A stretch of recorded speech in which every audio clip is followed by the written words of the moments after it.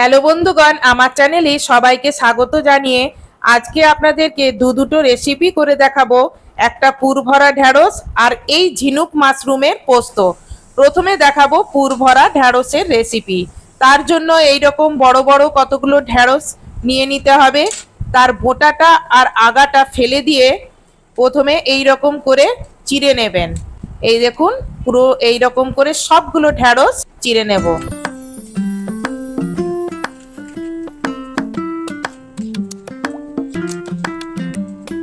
এই দেখুন আমার চেরা হয়ে গেল। চলুন এবারে ঢ্যাঁড়সের ভেতরে যে পুর দেব সেই পুরটা বানিয়ে নিই। প্রথমে গ্যাসে কড়া বসিয়ে হাফ বাটি মতন বেসন দিয়ে দেব। প্রথমে বেসনটা একটু হালকা করে প্রথমে রোস্ট করে নেব। আর কিছুটা মৌরি শিলে হাফ বাটা করে গুঁড়ো করে নেব। মিহি গুঁড়ো করব না, কেউ গোটা থাকবে কেউ গুঁড়ো হবে এই রকম। এবার এইটা বেসনের মধ্যে ঢেলে দেব। তারপর দেব কাশ্মীরি লঙ্কার গুঁড়ো 1 চামচ, আমচুর গুঁড়ো 2 চামচ, এইটা বেশি করে দেবেন তাহলে টেস্ট ভালো হয়। এবার ধনে গুঁড়ো 1 চামচ, জিরে গুঁড়ো 1 চামচ, হলুদ গুঁড়ো হাফ চামচ, 1 চামচের মতন গরম মশলা। এবার স্বাদ মতন বা পরিমাণ মতন মশলার মতন লবণ দেব আর দেব হিং। এবার বেসনের সঙ্গে মশলাটা ভালো করে রোস্ট করে নেব।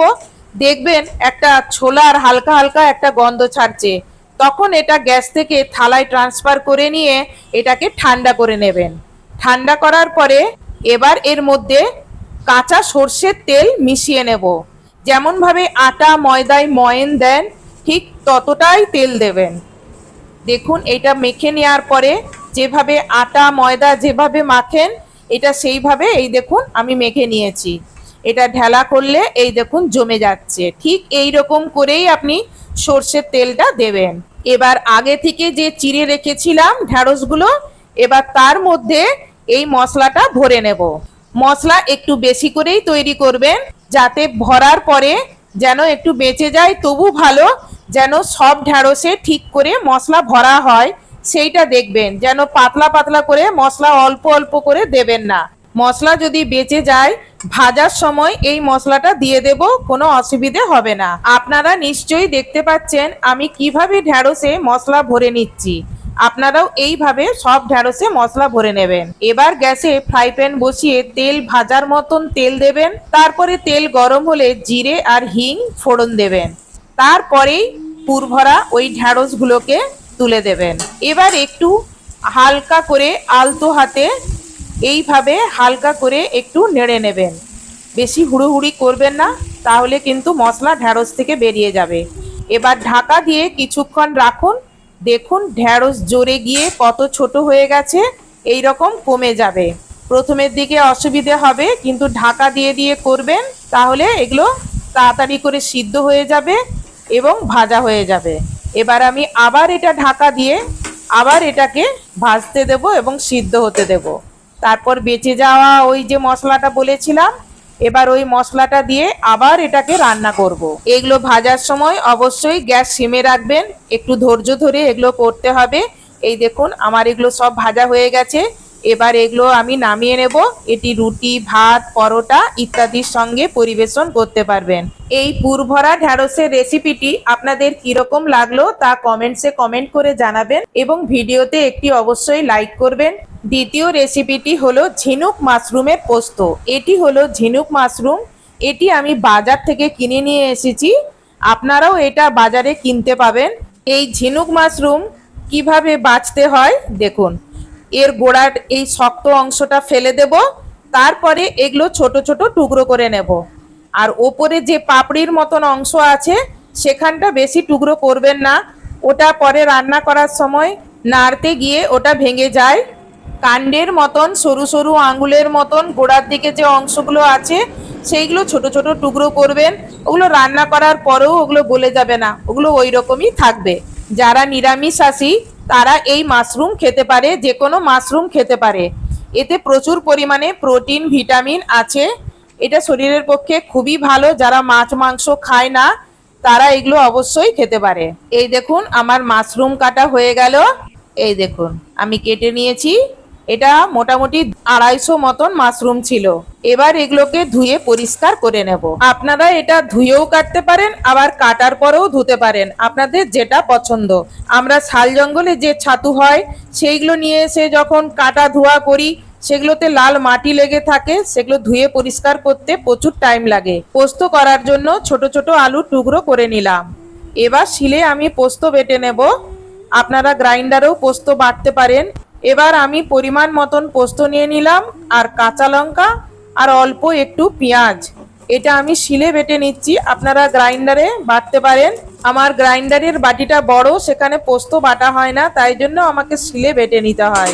এবার গ্যাসে কড়া বসিয়ে খালি কড়াইতে ঝিনুক মাশরুমটা দিয়ে দেব, আর সাথে দেব অল্প একটু নুন, আর 1 চিমটে মতন হলুদ দেবেন।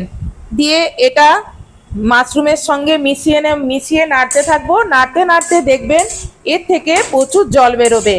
মাশরুমে প্রচুর পরিমাণে জল থাকে, সেই জলটা আমি মেরে নেব, একটু শুকনো করে নেব।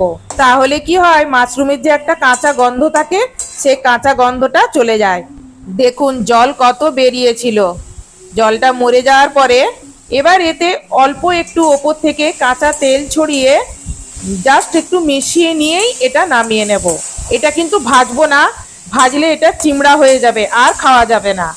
এবার এটা নামিয়ে নিলাম।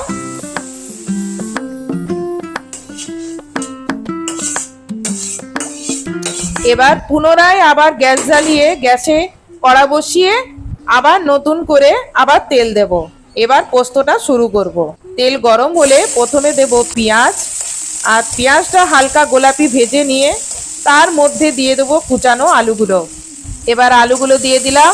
এবার আলুগুলো একটু ভালো করে ভেজে নেব পেঁয়াজের সঙ্গে। যখন দেখবেন আলুটা ভাজা হয়ে গেছে, তখন বেটে রাখা যে পোস্তটা ছিল, সেই পোস্তটাও এই আলুর মধ্যে দিয়ে দেব। দিয়ে এই আলুর সঙ্গে ভেজে নেব। আমরা পোস্ততে হলুদ দিইনি, হলুদ দিলে বলে পোস্তর টেস্ট চলে যায়, সেই জন্য আমরা হলুদ ছাড়াই পোস্ত রান্না করি। মাশরুমে একটু অল্প করে হলুদ দিয়েছি, যদি পোকামাকড় থাকে তাহলে মরে যাবে।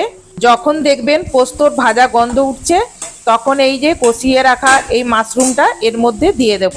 এবার এইটা একসঙ্গে ভালো করে নেড়ে চেড়ে পরিমাণ মতন এবারে জল ঢেলে দেব। অবশ্যই মনে রাখবেন, মাশরুমটা কষাবেন যখন, যেন বেশি ভাজা না হয়। ভাজা হলে এটা কিন্তু আর খেতে পারবেন না, এটা চিমড়া হয়ে যাবে, খাওয়ার সময় চিবাতে পারবেন না। এই যে মাশরুমটা পোস্তর সঙ্গে ভালো করে হালকা করে ভেজে নিয়েছি, জাস্ট মিশিয়ে নিয়েছি। এবার পরিমাণ মতন জল, আর স্বাদ মতন বা পরিমাণ মতন লবণ, আর কিছু গোটা কাঁচা লঙ্কা দিয়ে ঢাকা দিয়ে সিদ্ধ হতে দিলাম। এবার দেখি সিদ্ধ হলো কিনা। একটা দুটা আলু ভেঙে দেখি, যদি দেখি ভেঙে গেছে, ব্যাস এই আলু সিদ্ধ হয়ে গেছে। এবার আলুগুলো কয়েকটা ভেঙে দেব, তাহলে গ্রেভি জিনিসটা হয়ে যাবে, আর এই জলটাও টেনে নেবে। দিয়ে এবারে ভালো করে সবগুলো একসঙ্গে মিশিয়ে নিয়ে এবার নামিয়ে নেব। ব্যাস তৈরি হয়ে গেল আমার ওয়েস্টার মাশরুমের পোস্ত। এবার আমার মতন কে কে মাশরুম খেতে পছন্দ করেন কমেন্টসে কমেন্ট করে জানান। আজকের এই দুটো রেসিপি আপনাদের কিরকম লাগলো কমেন্টসে কমেন্ট করে জানাবেন। আর যদি রেসিপি বা ভিডিওটা যদি ভালো লেগে থাকে, তাহলে ভিডিওতে লাইক করবেন আর চ্যানেলে সাবস্ক্রাইব করবেন। আর আমার ভিডিওটি দেখার জন্য অসংখ্য ধন্যবাদ।